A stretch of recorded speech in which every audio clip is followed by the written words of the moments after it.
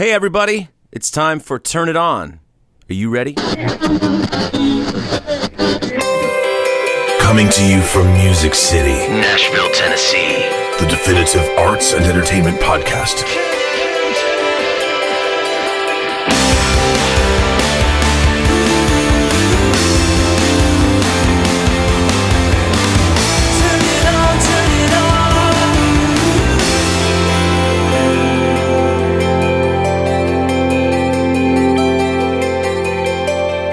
Hello everyone, and welcome to the fourth installment of Turn It On.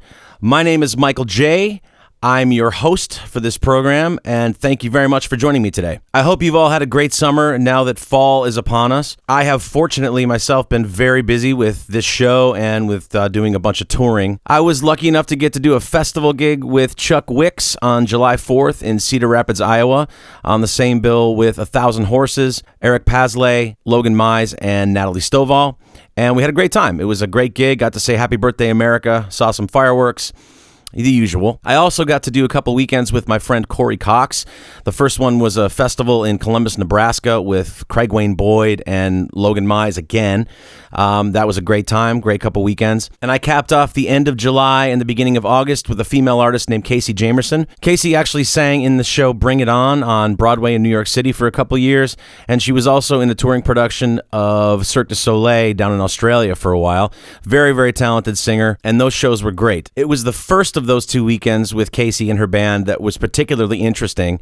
We did a gig at the Wild Horse here in Nashville. And since I was a fill-in guitar player, I really only had about a week and a half to learn in excess of 50 songs for her show. So I had my work cut out for me. On the day of the gig, which was a Saturday, we did a quick rehearsal at Casey's place, acoustic with the band.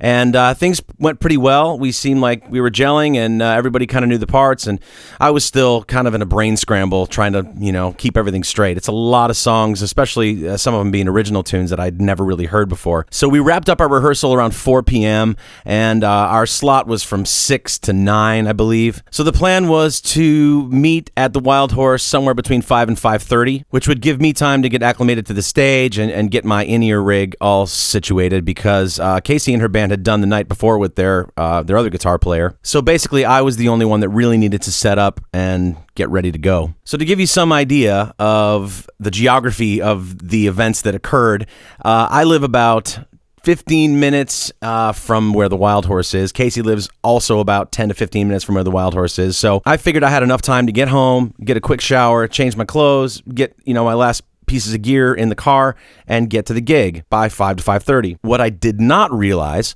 was that the city of Nashville was shutting down all of I-40 to do construction on the weekends for a few weeks, and this created a huge traffic problem. I figured this out only as I was in the traffic, and I left myself plenty of time to get there. I left my house at around 4:45, so by the time 5 o'clock rolled around, 5:15, I'm still in traffic.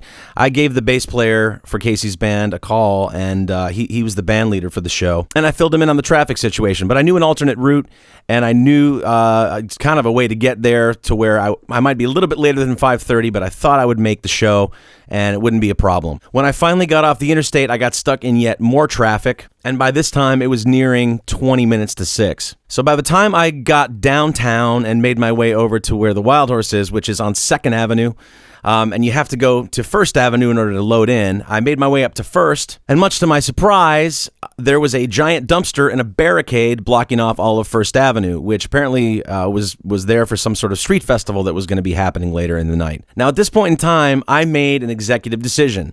Now, let me just say this. I drive a Honda Fit. For those not familiar, it's not a big car. All my friends, when I bought it, started calling it the roller skate. So there's that. Now, between where this dumpster was and where the barricade was, there was actually a section of sidewalk that was no longer really than a width and a half of my car. So it almost wasn't even a sidewalk. And in that moment of desperation, I decided, screw it, I'm cutting over right here to 1st Avenue so I can make this gig, because I've got the guys calling me now, asking where I am, asking if I'm going to be there on time. And if you're a musician out there, I will liken the act of getting to a gig when you're late to trying to bring a pregnant woman who is in labor to a hospital. You gotta get her there, and you'll go to any means necessary to get to that gig on time.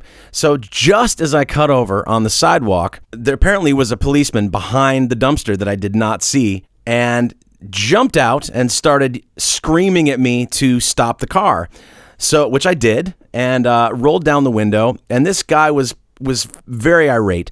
Now, let me also say this, as I'm on the sidewalk, this is an abandoned street. There are not people around. There's nothing, basically. There's some parked cars. There's some random people on the other side of the street, but it's relatively deserted, so I didn't think I was really hurting anything by cutting over. I thought, cop didn't see it. I didn't do it.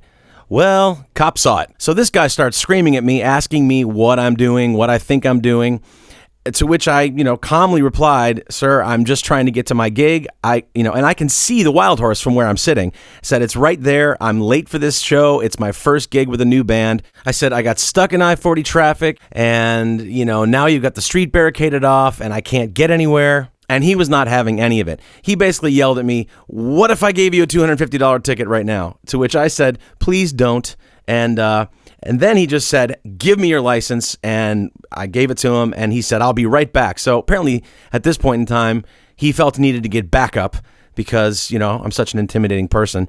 So I wait there for 5 minutes, and I get another call from the bass player. He asks what's going on. So I tell him, I just got pulled over on the sidewalk at the corner of First Avenue. And he says, "All right, I'm coming down." So he runs out. Now, in the meantime, the officer that stopped me brings back 3 more officers, and now my car is surrounded. A second officer walks up to the window, looking at me like I have 3 heads, and asks, "What do you think you're doing there, pal?" So I explained to him calmly, "Look, I didn't see the guy behind the dumpster. If I'd seen the officer there, I probably would have pulled up and asked him, 'Can you move these barricades for me, because I have to get to the Wild Horse?'" And in the meantime, the officer who pulled me over, it's kind of funny, but he's in the street jumping up and down, throwing a tantrum like a 3-year-old. That's not really what he was doing, but that's what I pictured. So he was kind of screaming his head off, like, "This guy was driving on the sidewalk, blah, blah, blah, blah." So anyway, I explained to the officer, "Look, when he told me to stop, I complied. I stopped. All I want to do is make it to my gig." Now, in the meantime, the bassist for Casey's band has now made it up to where I'm parked and is telling the officers, "If you don't let him go, this guy's in big trouble. He works for me. We have to be on stage in 15 minutes. And if you know anything about the Nashville club scene, or the live music scene, rather, most of you probably don't, but they're very, very, very strict on their start times and their end times. So when it's a 6 o'clock start, it is a 6 o'clock start." So the cop then asks for my social security number, which I gave him, and walks away to confer with his fellow officers. Now, I'm just sitting there, and clearly you can see that, the back of my car has a road case with an amp, several guitars, another road case for my pedal board. So I'm clearly telling the truth. So anyway, it took about 5 minutes, and I basically, the guy came back to the window, and I said, "Look, if you're going to write me a ticket, just write it." In the back of my head, I'm thinking, I'm not even making as much as this ticket's going to be on the gig, but I still got to get there. So in their infinite kindness, they let me go. The cop just said, "Here's your license. Don't damage your car going down this way, but don't ever drive on the sidewalk again." And I said, "I won't. That's fine." I was going to say I hauled ass down the street, but I didn't really do that. I drove very, very calmly down the street. Once I got to where the Wild Horse door was, the guys in the band, everybody grabbed a piece of gear and threw it on the stage. Now, what was going through my head at this point was, do I remember these songs, number one? Number two, I'm dealing with an in-ear monitor mix, which can be very dicey. So get on the stage, get everything situated, get a mic in front of the amp, get my guitars out, tuned up, and I'm putting my in-ear monitors in. And the song that was playing just before we went on was just about fading out, and it was Stick Clicks and In. So needless to say, for the first 7 to 8 songs, I was pretty shaken up, actually. But thankfully, everything went off without a hitch, and believe it or not, it just never happens. It was the most perfect monitor mix in my ears that I've ever had in my history of playing shows. So kudos to the Wild Horse people. Actually, kudos to the guitar player from the night before for having a great monitor mix, because I got his mix. So that was my great adventure for August. Thanks very much to Nashville's finest for keeping the sidewalks safe from maniac musicians driving on them to get to gigs on time. Today on the program is a very, very talented singer-songwriter and leader of the band The New Dillons, a guy named Jim Reilley. Not to be mistaken for or confused for the drummer Jim Reilley who plays with Rascal Flatts. I know him also, but Jim and Jim often get confused for one another. I met Jim back in Rochester, New York, my hometown, in the mid-'90s. He was friends with my drummer, Jason Meerwald's stepmom, and at the time, she kind of suggested that I get together with him, that he might be able to offer me a critique on my songwriting, which he very kindly did. I got him a CD, and he took the time to go through each song and listen to it and make notes on each song. So we had a lunch meeting, and he gave me a list of contacts that he had and people that he thought he could turn my music onto to kind of help me out, help us out. And I remember thinking at the time how very generous a thing it was. Well, I'm happy to say that not much has changed, really. Jim is the same generous, giving, talented guy that he was back then, and he does a lot of production work with some younger up-and-coming artists, and everything that I've heard come out of that studio that he works in is fantastic. Jim is also a very no-bullshit guy, which as a New Yorker, I really appreciate. You always know where you stand with him. He's very opinionated on music and very opinionated on the music business, and in Nashville, it might rub some people the wrong way, and I know it rubs some people the wrong way, but it's refreshing for me. I always know where I stand with the guy, and he's done a lot for me. He was one of the first guys that I contacted when I planned to move here to Nashville, and he's done a lot to introduce me to people and try to get me up to speed on how the town worked, and I'll be forever grateful. And I was really, really excited when he agreed to be on the show. Jim's band, The New Dillons, were a four-man folk rock outfit composed of both he and his partner, Reese Campbell, and two members of 10,000 Maniacs, Jerome Augustiniak and John Lombardo. Natalie Merchant from 10,000 Maniacs, as well as Michael Stipe of R.E.M., were big fans of the band in the early days, and they were basically critics' darlings in the early 90s with a 4-star review in Rolling Stone, among other things. Jim Reilley and Reese Campbell reformed The New Dillons last year, and with the help of bassist Chris Autry and drummer Ken Coomer, formerly of Wilco, released a new album called Meta. Jim and I sat down and did this interview back in December of 2014, last year. We only had a limited amount of time because Jim was getting ready to do a session with one of the clients that he works with, and I had a hard time finding the studio, so it reduced our time even more. Normally, the audio quality of the podcasts up to this point has been the highest end microphones I could possibly get, but this particular interview was done strictly on an iPhone, and I will say that Apple does a hell of a job. Their app sounds pretty damn good, but it's not the same audio quality as you might have heard in the first 3 podcasts if you check those out. So bear with that. The conversation is riveting. It's very interesting. Jim has a lot of interesting things to say about the music business, and he elaborates a little bit more about his time with the New Dillons. And right now, I'm going to get the hell out of the way and just let you guys enjoy my talk with my good friend, the very talented Jim Reilley.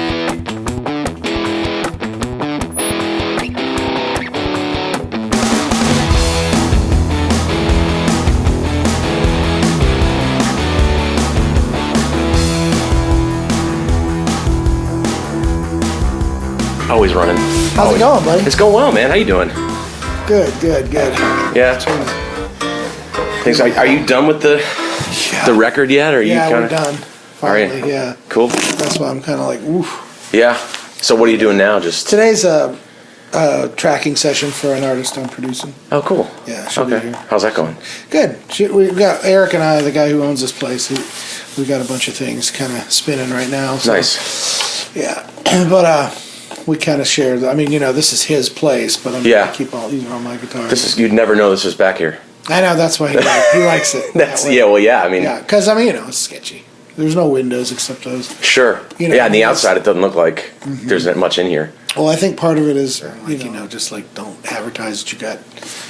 Right here alone, I've got 3 Gibson Custom Shop guitars. Right. It's just like his board, and there's a brand new SSL little mini desk there. Well, yeah, if they can't see it, they won't want to steal it. Right, that's the thing. There's no way to get in. It's a cinder block. Yeah. Kind of building. So. Yeah. So how's things, man? Things are going well, man. Yeah. I'm just doing this podcast thingy. So what is the gist of it? The idea. Well, I started kind of thinking about all the people I know, and that list alone was pretty impressive. Like the people that have done some cool stuff that are friends of mine. And then I started going 1 degree and 2 degrees of separation away from those people, and it started to get kind of really, really cool. Right. So I thought, man, why not why not do it? And I've been such a fan of Marin and what he's done with it, and I kind of thought, I'm like, I'm that guy, but in music.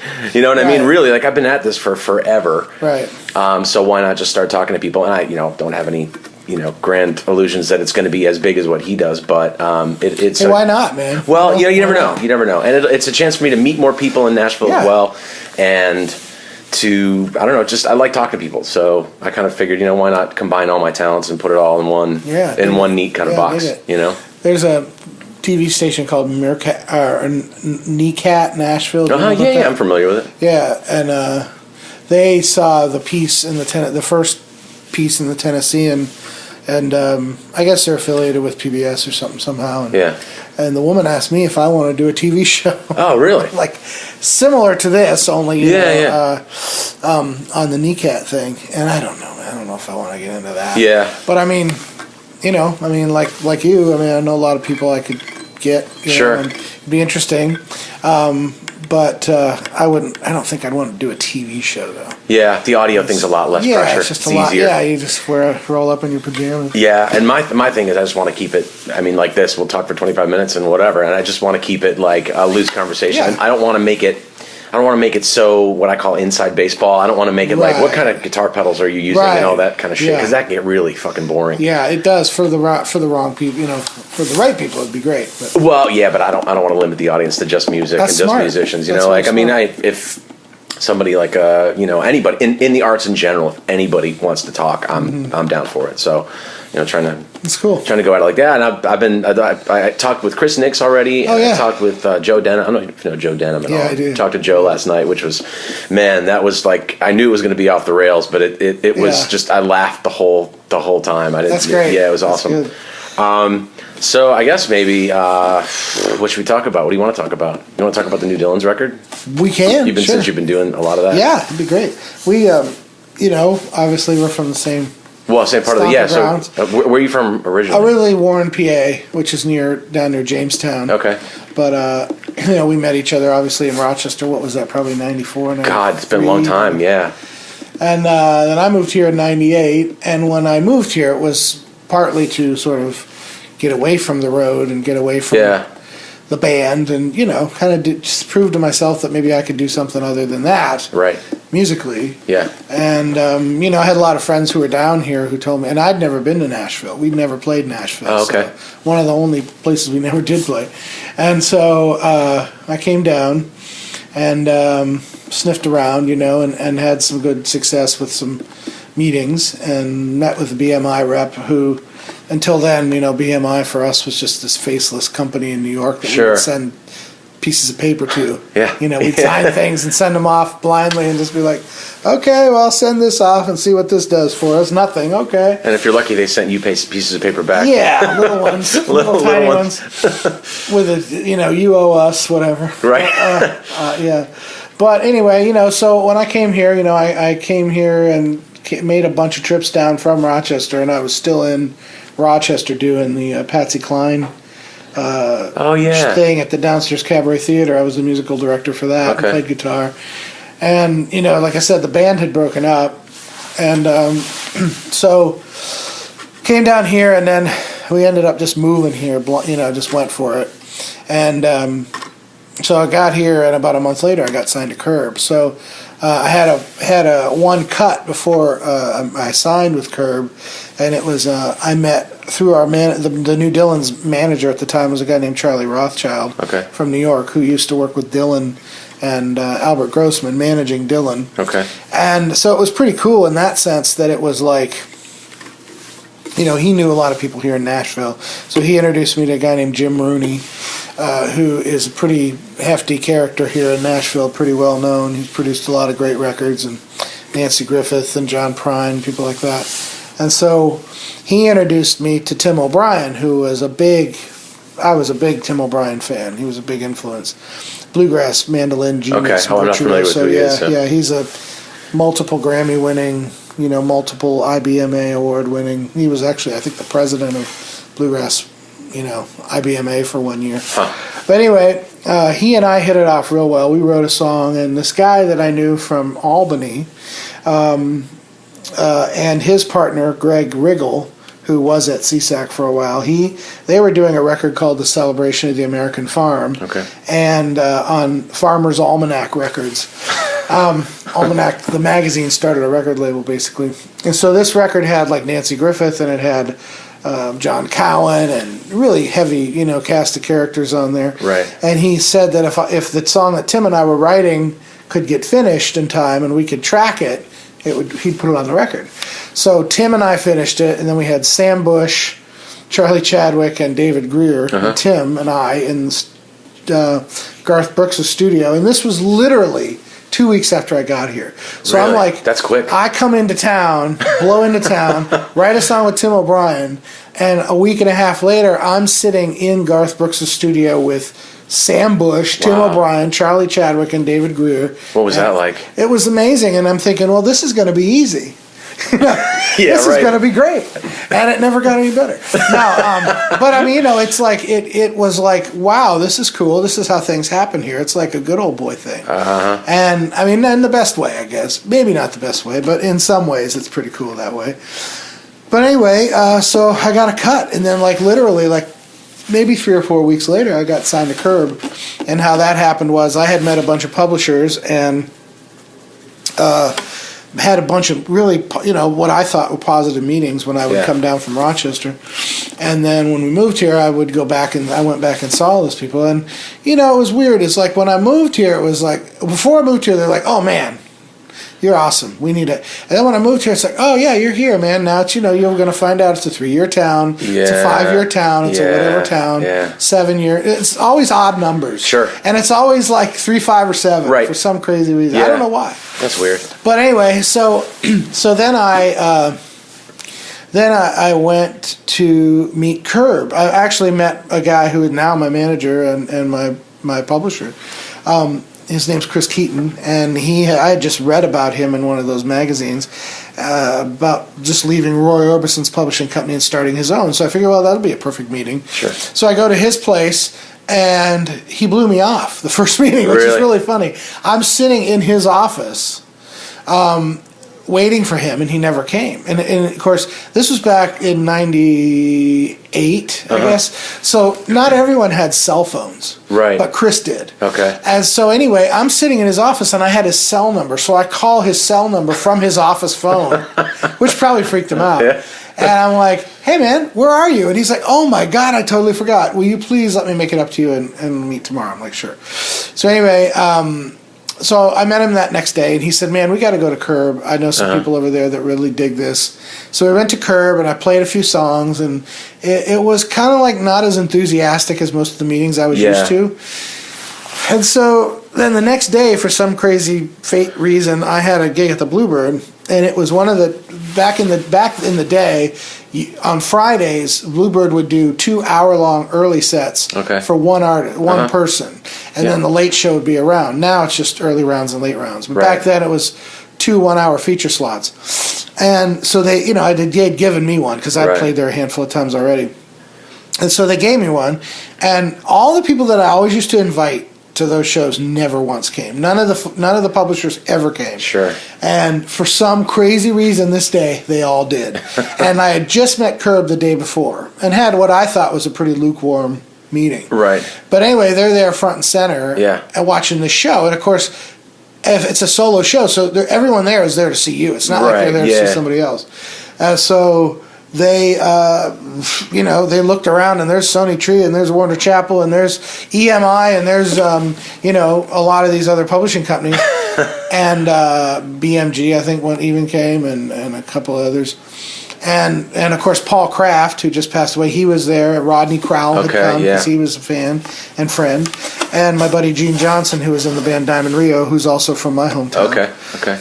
So, anyway, they offered me the deal right after that. Nice. So then, I was there for 8.5 years, and Chris was my co-publisher because he brought me there. Okay. So then when I left Curb, I got let go. I had a bunch of cuts while I was there, probably 40 or 50 cuts while I was there. And, but no giant, earth-changing singles or anything. But I mean, I had lots of activity. Us paper hearts sometimes get it wrong, but the downbeat just goes on.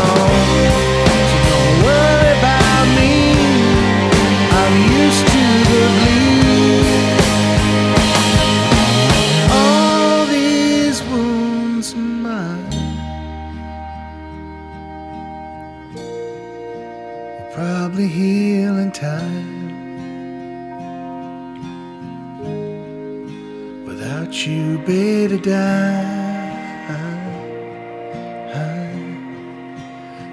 you, baby,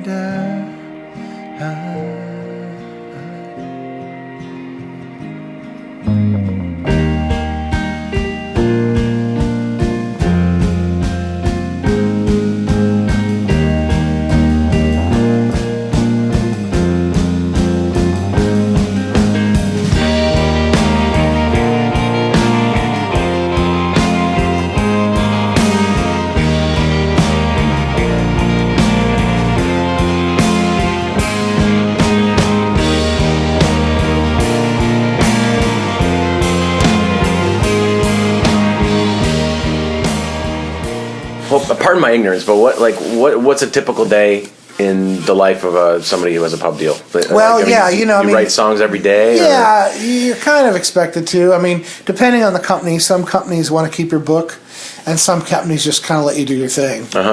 And it also has to do with like how much they trust you and how much they dig the people you're already writing with, right? How much they want to kind of micromanage. Who you want to write with, right. And I mean, honestly, it sounds kind of like a little big brothery, but honestly, I want to get those connections too. So sure. if they could get me to write with artists that I can't get to, then let's do right. this. Is there a quota that you have to meet? Well, yeah, but it's always, it's like, for me, it's like 12 songs a year, which goes out in sure, like a weekend. yeah. And I mean, I write a lot by myself, so those are... Right. It's 100% songs. Okay. So like if you and I were to co-write, that's 50% of my one song. That's half of a song to my quota. Yeah. But I mean, if you're writing every day, man, you're almost even 3 or 4 times a week even, you're going to get those in 3 or 4 months. Yeah. Which back then I didn't realize, but I'm turning in like 50 songs a year, and they're only paying me for 12. You're right. And after a while, I'm thinking, what am I doing? I'm giving them like 3 times what they're paying me for. Right. And they aren't even really paying me that well. And how much of the end goal or the end product do they keep? I mean, do they keep? Well, it depends on your deal. Okay. But in other words, of all those songs you mean, all of them, because you're under contract. Okay. But I mean, say you get a cut and it's a huge hit. How much? Well, it depends on your deal, because there's either 100%. 100% they own it all outright. Yeah. Which is most first deals. Okay. And then you can do what's called a co-pub. Right. If you've had some success and you've had some luck, they take half and you take half of the publishing. You only get that if you've been successful? Well, typically, yeah. I mean, most people don't walk into a first deal and get a co-pub. Right. But then they pay you a draw. Okay. But all that is recoupable. So it's not like even the guy who's making tapes or cassettes or just cassettes. Listen to me. The guy who's making coffee gets health insurance and doesn't have to pay his money back that they pay him every year. Yeah. I mean, the guy at the coffee shop doesn't have to pay his money back. He gets but songwriters do. It's kind of funny, and it's called an exclusive deal. So. And my wife had just moved here with me, of course, and she had health insurance, so health insurance was not a problem. Right. But I mean, it was like I would always be the sort of the instigator, the Curious George, the Woody Woodpecker, whatever.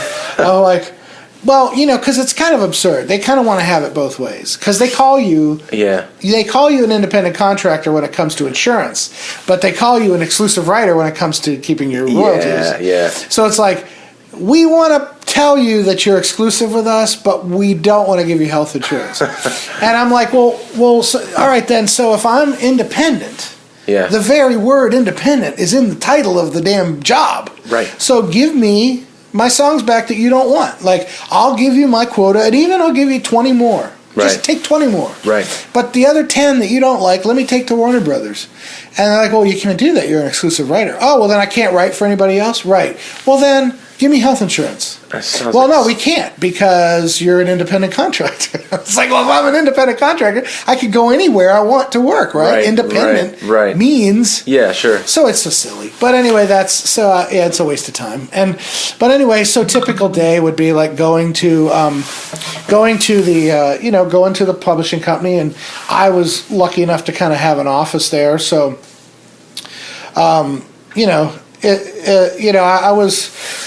I I was there every day pretty much. I opened up. And so, you go and you go typical writers, one day a week would be a writer's meeting, and Sure. we'd listen to all the songs that just came out, all the new singles, Yeah. and we'd look at the pitch sheet and see who's cutting, and make suggestions to your song plugger about like, what songs of yours to remind them maybe, because there are millions of songs in Right, the catalog, to remind them maybe of a new song you've written or an older one that might work for this pitch or whatever. Right. And then they're supposed to kind of go out and do that, and you're supposed to go write. Yeah. But I mean, typical day, you write maybe 10:30 to 4 or something like that, 3, something, whatever.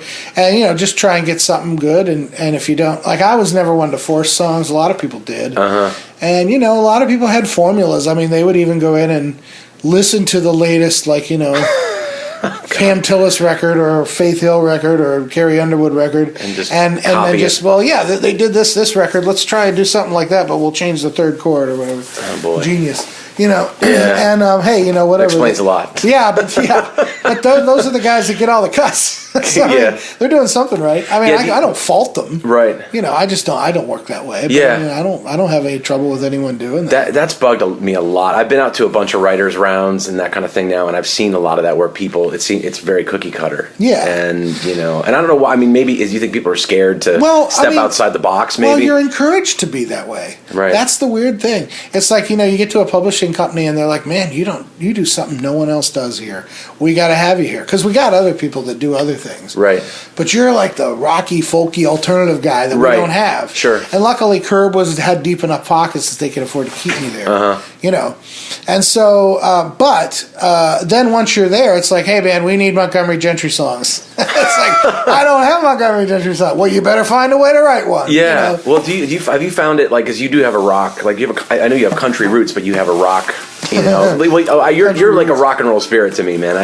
Thank you. I mean, I've always been that's every deal expects me to be that Yeah. guy, which is great. Do you find that has helped you? I mean, because you just mentioned too that sometimes the people, if you're different, that if you go against the grain, that people you stand out a little bit more. I've had that happen to me here. People like, oh, you're not like everybody else. Right? Yeah. But has that helped or hindered you? Well, I think probably both in different ways and different measures. I mean, probably helped in terms of like, hey, this is someone that has been there. I mean, everyone that knows me knows that I spent 12 years in a van. 300 nights a year, Down by the river. like you have, and and I mean, I enjoyed the last 16 years I've been here doing that. Right. But I kind of vowed I'd never do the band thing again, and but as longer I stayed here, everyone was like, man, the New Dillons did, like I'm sure Exploding Boy did. The New Dillons did kind of make a mark. Yeah. And everyone knows me from the New Dillons. Right.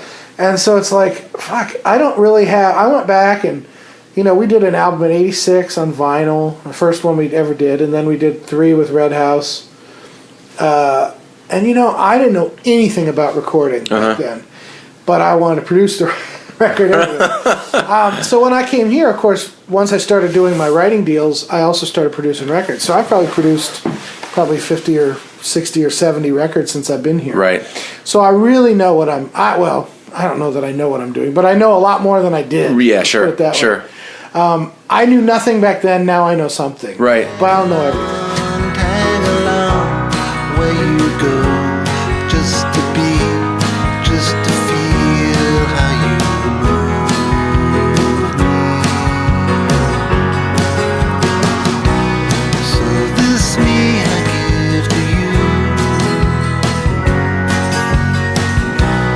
Only you can see me through. When I'm lost in my reflection,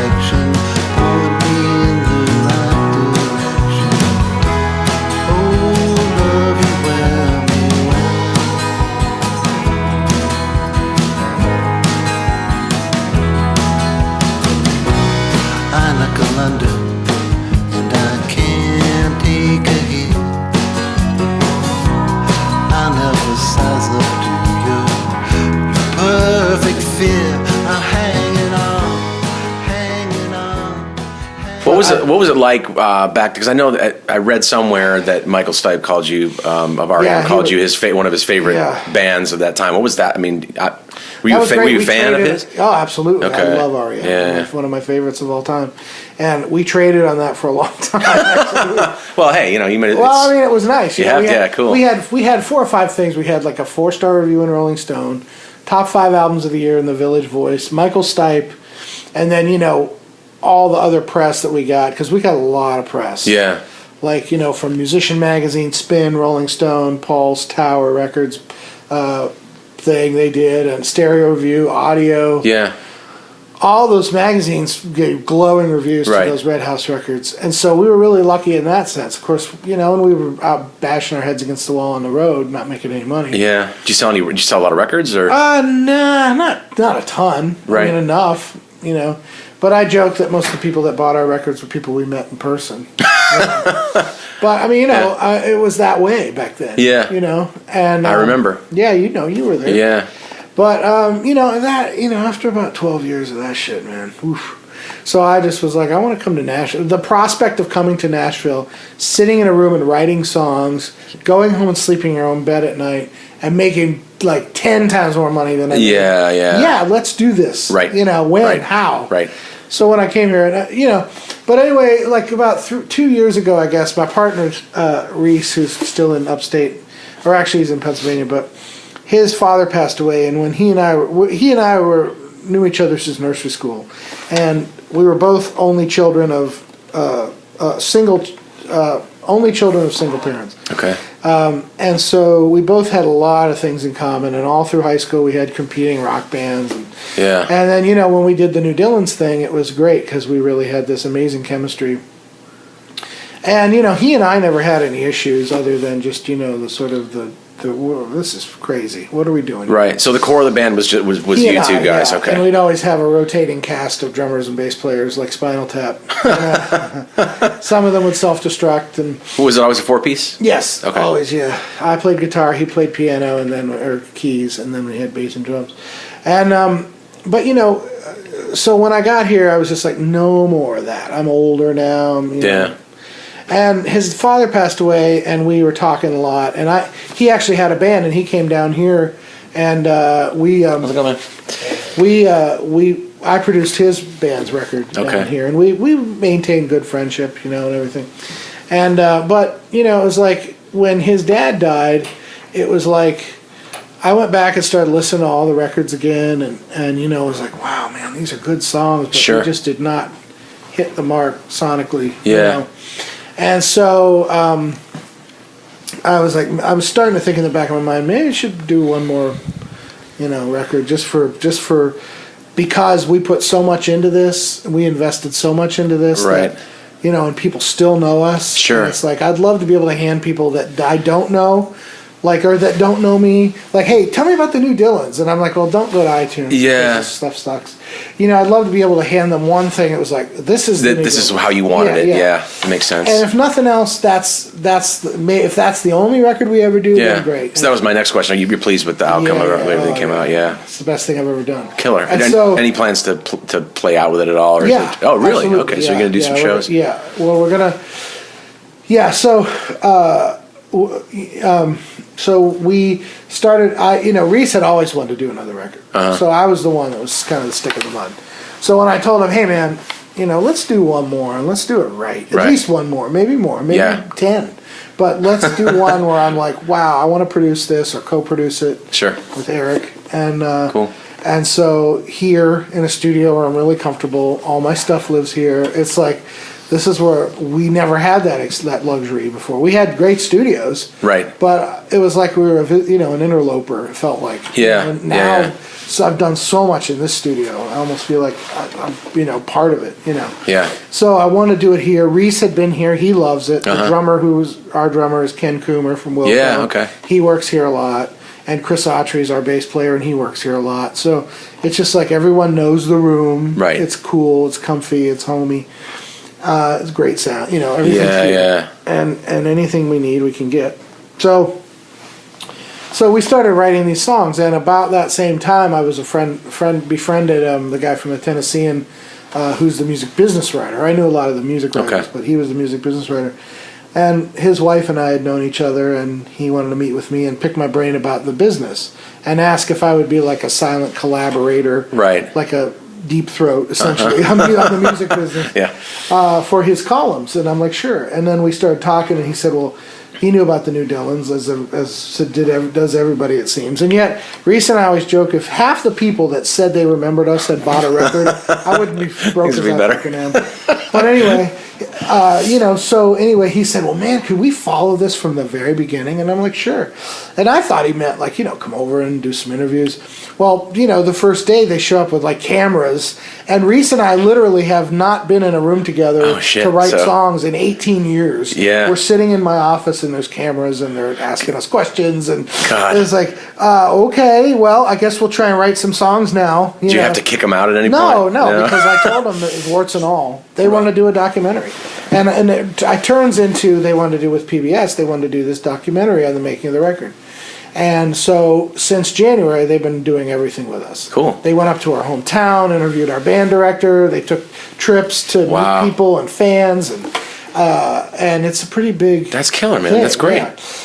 So then through the course of the year, Reese and I would back and forth these songs, and he'd come down and we'd have writing sessions, and then in August, then we came here and did some demos. Just he and I and Ken and Chris, just to sort of sit with everything, make sure it was ready. And then, he came back down in, I guess it was August, late August, and we did the record. Wow. So we spent like a week here, kind of. And then the next several, the basic tracks. Yeah. And I was kind of more listening than playing, although I did play some together with the band, since I was putting guitars down. And then after that, then I went back and did all my guitars over. A lot of guitars. Some things stayed on, from the originals. Right. But most of the stuff was just, just tracking stuff. Yeah. So I could kind of produce, basically. Okay. And then, because, it's hard to listen and play. Yeah. Oh, God. And, make sure everyone's doing what they need to do. Yeah. And then it became, this thing where they got this other company involved called 12th and Broad, which is a big sort of co-venture with the paper, and they're talking about doing some stuff. And the documentary is going to be on PBS at some point. And so all this month, and this is December now, all this month, every day in the Tennessean, they're doing a post. Very cool. Whether it's a video or whether it's some sort of, remnant of the interviews or something, Sure. or just basically something about the music business, about me as a writer, or as about the New Dillons. Right. And it's just basically like how a sort of working class band comes back after 20 years. Yeah. And does a record in the new world. Did the dynamic between you guys change at all over time? No, it's way better the same? now, man. Yeah. Oh, God, yeah. I mean, we've been really good friends for years. I mean, since we were 4. We've known each other since we were 4 years old. And we're now, I'm 53. So, I mean, it's been 49 years we've known each other. Sure. And so, I mean, there's no secrets there. And we've been everywhere together. We've been everywhere in the country together. We've done everything, pretty much that you can do, as a band, And so every experience we have has been experienced together. Yeah. So it's like we're brothers, Yeah. just as tight as you could be. That's great. But it's better now, actually, because we're a lot more honest with each other. And I mean, I kind of think the dynamic is better too, because he has his strengths, I have my strengths. Right. And we realize those instead of both trying to always do, like, he's definitely very left brain, I'm definitely very right brain. Yeah. So when it comes to those kind of decisions, as a matter of fact, we were joking yesterday, because, like, I produced this record with Eric. Okay. He didn't have any part of that, really. Yeah. Because it's my milieu. But, like, we were talking yesterday about T-shirts and about, like, we need to figure out what company's going to press the CDs and the vinyl, how we're going to do the vinyl. And he's like, welcome to my world. I'm in charge. It was so funny. But it's true, because he'll go and research that shit, and he'll have hard numbers, and he'll have, flow charts and schematics and everything else I can't read. And, and he'll be like, well, if this, then that. And, it's very left brain, which is really funny. Yeah. But, that's his thing. He was always our booking agent. He was always... Makes a lot of sense. The guy, Jason, the drummer for He Exploding Boy, was guy. the money guy. Yeah, and usually the drummers are the money guys. Yeah. Because I think they realize they got to watch the money. because otherwise people will just stiff them. Yeah, right. Because they're drummers. Right. Well, You know, they want to hang with musicians. yeah. No, but anyway, so you know, the record's done almost, and we're going to master it here pretty quick, and then you know the plan is to put it out in the first of the year. Cool. And there's another company called Featuring.me that is a company that's a website basically that allows you to upload all the iterations of the song, and then your friends or fans Can remix it, kind of. yeah, they can remix it and cool, buy yeah. it and remix it. Okay. So it's kind of cool, and they've given us a couple spots on that site, which is cool because it's going to be a big thing, I think. Nice. And I love that stuff myself. I'll go on and do it myself. Sure, yeah. You know. But you know, I have one song that has like 4 different sets of lyrics, so I'll put all the different lyrics up there, and people can match and it'll probably make a better song than I did. Yeah. Which then I'll start singing live. Awesome. You know, if someone Yeah, comes sure. up with a better version that I like, I'll play it live. You know, whatever.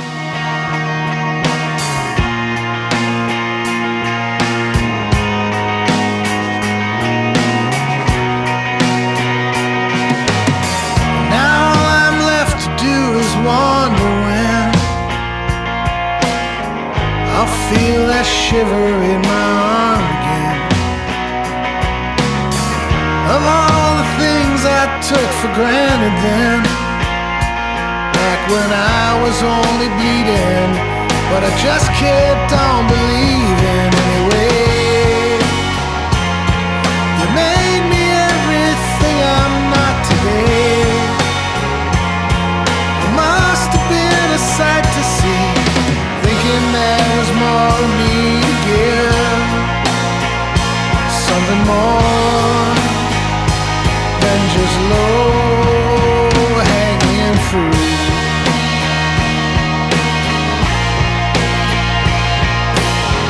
Woke up this morning. How much of a tour are you guys planning? Well, I Is don't it- know yet. You know, we're definitely going to do the Belcourt Theater because the Tennessean wants to do a couple shows there, or at least one, Okay. where we show the film and then play live. Right. And then, you know, our hometown library needs a new roof, so we'll probably go up and play the old vaudeville theater that we used to play up there in our hometown. And, Right. you know, we have to play Rochester. We'll have to play places like, you know, Pittsburgh, Philly, Boston. Right. Places where we had good followings like Chicago, Minneapolis. Yeah. And, of course, Ken being in Wilco and, you know, Wilco being from Chicago, there'll probably be a bunch of people who want to see him. Sure. You know, so even if they don't know us really per se, they might Yeah. come see Ken. You know, whatever Yeah. it takes. You know, That's I mean, great, man. Yeah, so we'll see. I don't know. I mean, you know, we all have things to do here, Right. and Reese is in Pennsylvania, so anything we have to do logistically has to figure out that. Right. But I'd like to play. You know, Ken really wants to play. He's the one that's most excited to play, and Chris, of course. You know, they all because Chris tours with Jody Messina. So Yeah. he's, Yeah. he's wanting to get out and do some more of that and something where he's more invested in it maybe. Sure. So yeah, I mean, I'd like to think that we could maybe do a weekend a month, or, you know, 4 or 5 days a month or something maybe. Right. Maybe. You Yeah, know, yeah, I don't even know if there's anybody out there that wants to hear it. Yeah. The main thing is we made it because we wanted to, Right. and it's something that I'm infinitely proud of. It's probably the best thing I've ever done. Cool. And so and Reese is just beside himself. Everyone loves it, you know. Great. So that's a good place to be. Great. I'm looking forward to hearing it. That's Yeah. killer. So that's cool. So yeah. So I mean, that's kind of it, you know. And Nice. And the music industry's changed a lot, obviously. Yeah. And you know, we're kind of figuring out if it's just going to be digital and vinyl. And I did like an informal survey on our music page, Uh-huh. and it seems like everyone wants CDs. So it's like, oh, these Luddites that are our fans. You know, I mean, I guess ultimately the ultimate Ludditism is doing vinyl. You know, because Sure. that's the- Yeah. It pushes but away I mean, back. it's hip and it sounds great, and you know, I want this record would really be good on vinyl. Yeah. You know, and most people I know download their music on Spotify. Yeah. You know, so whatever. You know, okay, so we'll figure out another way to make money. Whatever works, right? Yeah. Right. But my thing right now is just I'm really proud of this record. I want it out. I want people to hear it. Yeah. You know, and so you know, my figures on Spotify is like it kind of is. You know, contrary to most of my songwriting peers, is that I understand that kids. I work with a lot of young bands, a lot of young kids. Right. Not like No, yeah, toddlers. I get it. Yeah, But I get it. Relative to me, they are. But I mean, I'm talking like 20-year-olds that Sure. have bands, Yeah. college kids or whatever, or just out of college, Right. and they're making music. And most of them, man, they just Spotify. Whoa, what's the song? Oh, I'll check. Make me a Spotify playlist. Yeah. And it's like CDs. I don't have a CD player. Right. Yeah. So it's like, well, it's not like a year from now, kids like those kids are going to throw up their hands and say, you know what, man, I hate this. I want to start paying $20 for a CD again. Yeah, that ain't no, gonna happen. it's gonna be all As streaming. much as these people on Music Row want it to still happen, it's not going to happen. Right. And so you got to figure out a new way, man. And I'm just not a dinosaur, man. I don't want to be that person that's like, well, in my day, we used to make money. Well, I hate to tell you this, but no one makes any fucking money in this business except record labels. Yeah. No one does. Unless you're, Garth Brooks or Lady Gaga or Justin Timberlake or some flash crazy, Right. lightning in a bottle. Yeah. Most people don't make any money except record labels. Yeah. So if record labels are removed from this equation, I think maybe, you notice the only people bitching about Spotify are people who make a lot of money the old way. Right, yeah. Or record labels. Yeah. It's not people like young kids that want to get out and put asses in the seats. No. Kids are what and I know, getting in a van and going out there and touring. If people don't come to your shows, you don't do that long. Yeah, right. And unless you're rich. Yeah. And you can afford to lose money. Yeah. But otherwise, you got to put asses in those seats. That's it, yeah. And if people have to know to come to buy your record or buy your CD or even come just to buy your ticket. Right. And if they don't know, and if a record label, the old model record label that is very stingy about young bands and being very, very negative to trying new things. Yeah. And resistant to change. Yeah. If that model isn't working, then great. Fucking dust them off, man. I don't want them in my life. They've never made me money. Right. Yeah. All the money I've ever made has been from me busting my ass out there selling T-shirts, selling CDs, or selling tickets. See, I fall in line with the way you think about Me too. it. I mean, it's with Dave Grohl said it on his thing. Read Dave Grohl's thing on it. He said, I don't give a shit about Spotify. Right. He said, I just want people to come to buy the record. Exactly. Give them a chance to buy the record. And nowadays, like when the New Dillons were out there, we were on a folk label, folk pop label. So like in Tower Records, which is such a dinosauric. Yeah. There is no Tower anymore. Right. But I mean, back then we had like 10 slots for our. We had a New Dillons, divider. Yeah. That said the New Dillons, and we were lucky there were 5 or 6 records. So if you played a show, and no one and people came, but they didn't buy your record at the time. Yeah. They would go there and buy your record, and if all 5 or 10 or whatever are gone, then they don't buy your record. Yeah. Right. But now. You go to iTunes, you just punch the button. Yeah, exactly. And they don't run out. Right. They don't run out of records. Right. So it's like now the challenge is not getting people to the store, but it's getting people to know to push the button in the first place. Yeah. And so now it's about visibility. Right. How do you get visibility? Well, you put it on every possible site you can. Right. Which is iTunes, which is Spotify, which is Pandora, anything. Right. And okay, so you don't make as much money, but you know what? The other thing that people don't realize about Spotify, and I don't want to sound like a Spotify apologist, but in just total disclaimer, the guy who runs the Spotify is the guy who mixed the last New Dillons record. Doug Ford. Okay. 1996, he mixed the last New Dillons record, and he is now the head of artist development at Spotify. But anyway, be that as it may, the main thing is that with Spotify, people complain that Spotify doesn't pay as much as radio. Right. But radio is on in a restaurant, and 100 people in that restaurant hear that song. Yeah. So that's 1 of 100th. Right. Whereas with Spotify, it's you download it or listen to it. It's a one-person customer. So, there's only one person at a time hearing that. Right. So it's really not the same as having a radio where people are driving around on the interstate and thousands or hundreds of thousands of people are hearing that song at that moment. Right. Spotify's not like that. It's a one-on-one engagement. Yeah. So I don't think that it should be that much more. Right. But at the same time, they need to figure it out because they do need to pay better. Yeah. But I think they are doing that. What are they paying now? It's minuscule. Yeah. It's ridiculous, really. Yeah. But at the same time, it's like it's just another channel. It's just no one ever talks about YouTube, by the way. Oh, YouTube sure. doesn't pay anybody. No, right. Unless you have an ad on there. Yeah, right. You know what I mean? But I mean, in terms of like, if a song from the New Dylan's first record is on YouTube, Yeah. you don't get any money for that. Right. So how's that any different than Yeah. Spotify or Pandora? Oh, it's the same. Yeah. So I don't know. I mean, it's a flawed model. It always has been, and always probably will be. Yeah. It's just that in a way, I think the only thing that'll change is that the greediest of the greedy, the music, the people who run record labels, are not going to be in the picture anymore. Right. That's the only difference. Right. Yeah. So, and it just doesn't, it just doesn't matter. Yeah. So. I think the main thing is just getting out there and making music. Is this coming out on a label, or do you? Are you guys Yeah, doing we this? have my publisher / manager has an imprint and a distribution deal with Allegro. Okay. So, and they're great distributors. So I think we'll probably just put it out on our own thing and have Allegro distribution. Okay. I mean, we're probably going to talk to a couple other people, and the story will help a lot. But Sure. You gonna have any help on like people like publishers trying to push it and publicist? We have a publicist. Okay. Yeah, mm-hmm. Jules Wortman is her name, and she's real heavy. I mean, she does like a lot of big, she does like Big and Rich and Carter, and she did Kenny Chesney. She's worked with a lot of major country people and some pop people too.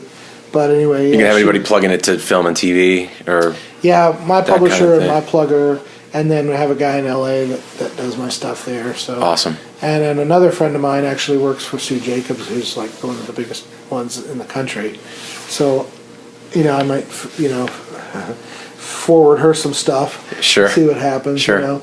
But I mean, like I said, the main thing is, there's a lot of options, a lot of possibilities, and hopefully a lot of, hopefully something will happen. Right. But the main thing is the mission is accomplished in terms of what we want to do. Well, you made a record you're happy with, so that's really to me, at the end of the everything day. else is kind of gravy, and no one likes to hear me say that. None of the people that want to try and sell this thing really like hearing me say that, but ultimately that's what it meant to me. Yeah. So, and in that sense, I'm done. Right. Just tell me where to show up and play. Right. Yeah. Now, 'cause Yeah. my work is done. Right. So it's like that old thing, when they let it was Duke Ellington, and basically Duke Ellington built Columbia Records, basically. And they called him into the office back in the late 50s, I guess, when he was, or mid 50s, whenever they let him go. And I mean, he basically built that label with his huge hits, because he had huge hits. Right.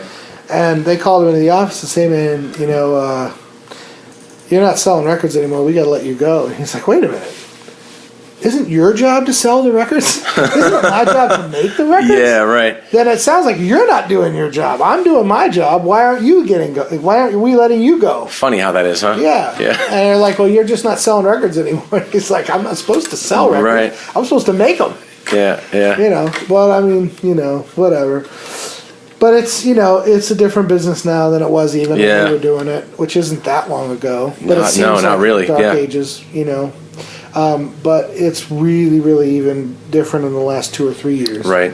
I mean, this is, I think, the first year I think they said that there will not be a platinum record of an original. I heard that. Yeah. Original new artist, new album. Obviously, like the Beatles' greatest hits and that kind of stuff goes platinum, but a new original artist. The first year since they started keeping track, it will not. Yeah, and I think people have to get used to the idea that those big deals are now, like you said, the Justin Timberlakes and the Lady Gagas. Those kind of things are only one out of every million acts is going to do that. People will maybe make a living, but like less of a living. I think maybe it might be a little more even. I don't know. I'd love to see that, but that's the communist in me, I guess. Socialist. But anyway, I think that the sort of the haves and have-nots philosophy has never been more dramatic. And but like I said, the haves are the ones complaining. Yeah. Like. Do you think that the new model favors people who are maybe have, well, I guess it's probably that have artistic integrity that are in it for the right I hope reasons? so, or at least there's more opportunity for anyone. Yeah. what to maybe develop artistic integrity even. You know, in the old model, there really wasn't much option for that even. Yeah. You know, I'd love to think that there's a lot more opportunities for good people, but I just think in general there's a lot more opportunity for everybody. Yeah. You know, big studios are shutting down left and right, and home studios are flourishing. Sure. You know, by necessity, because no one can afford to be in the big studios. It's like no one can afford to be on a record label, Right. and lose their shirt, so they just put it out themselves. Yeah. Does that make it better? Not necessarily. That just means there's more music. Yeah. But that means, conversely, maybe that, or not to conflate the two, but I think that, you know, that also could mean that there'd be a lot more good music out there. Yeah. You know, I'm not just saying everyone that has never had a chance to make music before is great. You're right. Which is just wrong. Sure. But at the same time, obviously, not everyone that's been making music is great. Right. Yeah. No, You true. know? And the other thing is, it's like, you know, there's a column called Bob Lefsetz. It's called the Lefsetz Letter. I've seen it. Yeah, and the guy he's like a 14-year-old girl on there about blowing up. I mean, he writes these blogs like 3 times a day. You know, so I mean, you just have to kind of look beyond that. But I mean, he's right about most things. He's a music industry veteran, and he's basically like, "Hey, man, no one wants your record anymore. Right. No one cares about your stupid Yeah. record anymore. Yeah. And why do these people keep making these records? Yeah. You know, it's about singles, it's about views, it's about this, blah blah. You know, I don't necessarily agree totally with that, but I do agree that the sort of the old model is gone. Right. And this whole notion, and here I am sitting here about to release a 14-song album. Sure. You know, so I mean, I'm not really, like, I'm not practicing what I preach per se, but I understand that the delivery system is different now. Sure. So like maybe the whole thing needs to be reanalyzed. Yeah. But I mean, I'm still going to put out records because that's what I want to do. I'm Right. not doing it because it's what you're supposed to do. Yeah. Or what you do to survive in this. And I'm doing it because this is a statement I'm making. Not necessarily maybe that every record's going to be that way. Right. Reese and I've already talked about the possibility of doing some more recording in 2015 of like, because I want to keep going. I mean, I love this, and he's loving it. Everyone's Sure. happy. So why not? Why not, right. You know, initially it was just to see what happened. Now it's like, this is great. Let's do more. Cool. But we may not do more blown out records. We may just do songs. Right. Here's a song for, you know, here's May of 2015. Here's a new Right. song for Yeah, May yeah. Jones. I think there were a few artists a while back that would do that had like a subscription kind of thing where you pay so much and then you get a song every month. They Right. work on something and put it out like that. I mean, Yeah. to me, there's something really special about listening to a body of work that was done in a time period. Right. I mean, you know, I hope it doesn't go back to just Yeah. all just singles because Yeah. its records are so cool. You Yeah, know? that's true. Records are cool. But some of my favorite songs are of that 70s singles generation. Yeah. You know, one hit wonder. Well, like the 50s again. They would just put out singles back then, right? They didn't. same they as the 70s. Yeah. But you know, I mean, I think there's always going to be good people making good music, and hopefully, the more of it we can do, the better. And the more people get a chance to make music is great because then you never know who's going to be the next REM. Well, right. Yeah. God, I hope that would be nice, huh? Sure would, yeah. But I mean, at the same time, there'll probably be a lot more. There's a lot more shit to wade through. Yeah. You But know? that's okay. Yeah. Some of that's good too. Well, yeah, true. Yeah. Some person's shit is another person's shinola. You know, but I mean, I just love music. I love the fact that everyone can make it, and Yeah. if you're good, people will dig it. Right. You know, hopefully. So yeah, I mean, it's all like that. I mean, I just think that, it's a new world, and we have to figure out a way to do it. I don't think it's there yet. Yeah. But I think that you shouldn't shut down all these possibilities just because it's not the old way. Right. Because Yeah. you never grow that way. Yeah. Huh.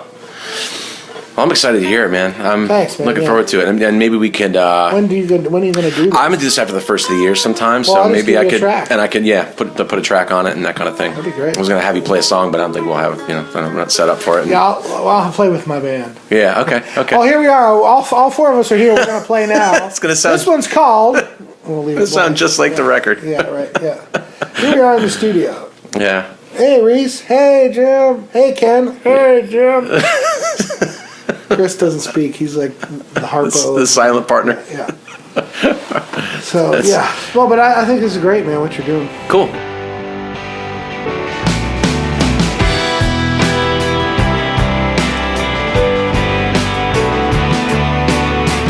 Blue silver morning, never heard it leave. Once again, a capture, not a key. Collapsing to me like a broken lung. Better off with something I can't breathe. Keep me lonely while I need. Now you come to me like a camel through a needle, a passing chord, an analog betray. Or the memory, like a soundtrack on repeater. Stupid me, but you knew that anyway.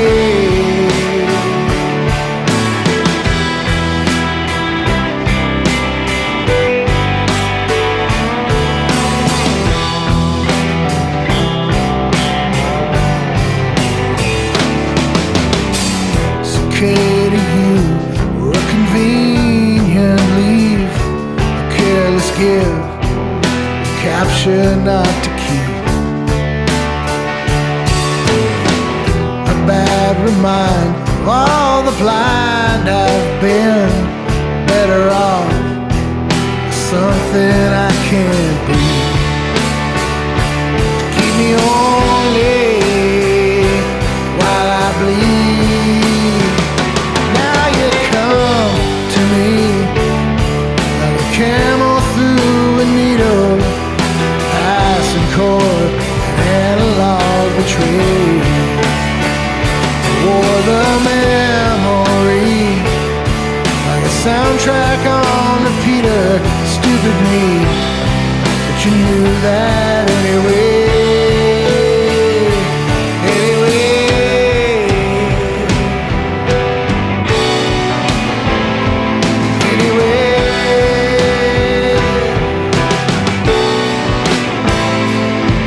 Cicada don't remember me, 'cause you only knew September me,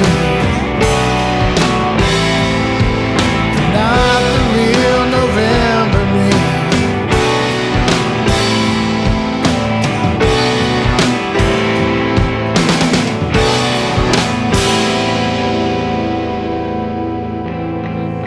Now you come to me like a camel through a needle, passing chord, an analog betray. Oh, the memory, like a soundtrack on repeater. Stupid me, but you knew that anyway. Yeah, now you come to me like a camel through a needle, passing chord, an analog betray. Oh, the memory, like a soundtrack on repeater. Stupid me, but you knew that anyway.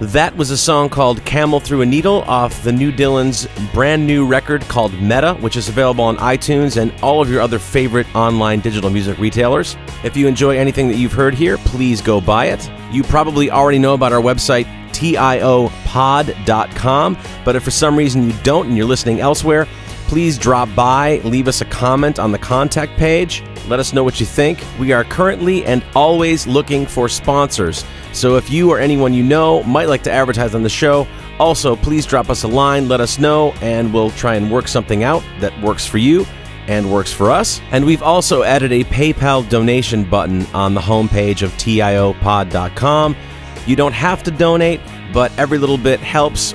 We are in need of getting some better equipment to get this show to a more consistent level from episode to episode. So anything you might like to drop us would be greatly appreciated, and we will thank you wholeheartedly. Every dime collected will go towards the acquisition of more equipment, better equipment, and we'll just try to make the show better for you as a listener. So thank you in advance. Also, if you haven't already done so, head on over to Facebook and give us a like on our fan page there. Just do a search for Turn It On Podcast and you'll find us. Give us a like. I also just want to say thank you in general to all of you who have taken the time to listen to the show so far and to let me know what you think. The response has been beyond what I could have expected, and I'm having a great time doing it.